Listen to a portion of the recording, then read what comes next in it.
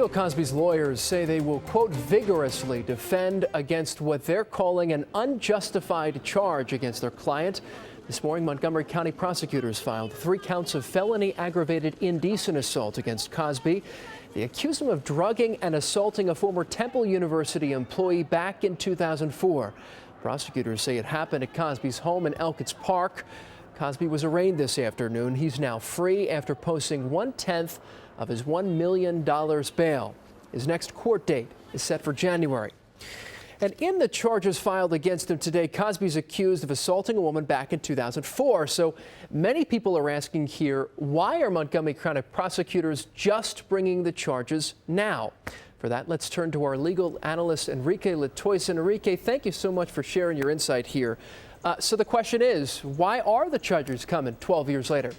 Well, the district attorney's office is saying new evidence came to light. And the evidence they're talking about is back in July, a federal judge released the testimony, unsealed the testimony from the deposition that Mr. Cosby gave. Now, I can tell you there's going to be a battle coming in this case because the lawyers for Mr. Cosby are going to argue that Mr. Cosby had some sort of immunity or some sort of immunity that was told to him. Therefore, he testified in that civil case. And now you're using that evidence in a civil case against him to say this is new evidence and bringing these charges against him. The statute of limitations was due to run up in January 2016 in a couple weeks. So now this is why they're waiting. They're saying this new evidence is the evidence that was released from the deposition. Enrique, would the other women accusing Cosby of sexual assault be able to testify about the allegations that they're making in any trial in this case? Well, that's a maybe.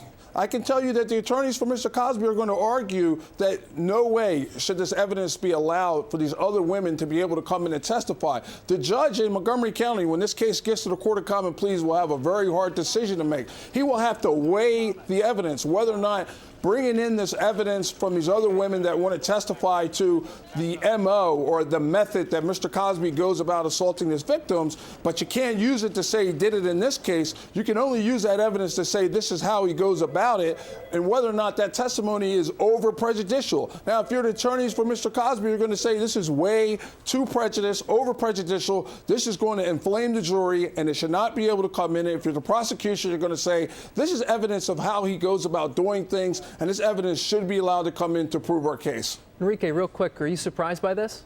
I'm surprised. I am surprised that he's been charged so late in the game, so to speak. I thought that, he was given some sort of immunity or he thought he was given immunity. And I think this case ultimately is going to come down to lawyers on both sides having some very sound procedural arguments about what evidence should come in or what evidence should be left out. And I think that is how this case ultimately is going to be decided. Legal expert Enrique Latoison, always good seeing you. Thank you so much for your time. Thank you.